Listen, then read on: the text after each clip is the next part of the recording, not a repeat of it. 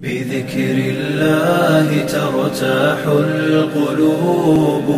وتنزاح المتاعب والكروب وتنزل رحمة الغفار غيثا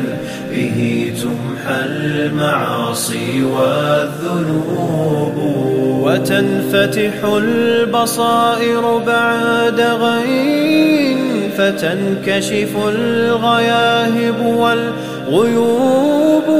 وينسى ظلم من ظلموا وتشفى جراح في الفؤاد لها ندوب وتطوى ذكريات كالحات لها في الصدر إن نشرات نعيب بذكر الله ترتاح القلوب وتنزاح المتاعب والكروب وتنزل رحمة الغفار غيثا به تمحى المعاصي والذنوب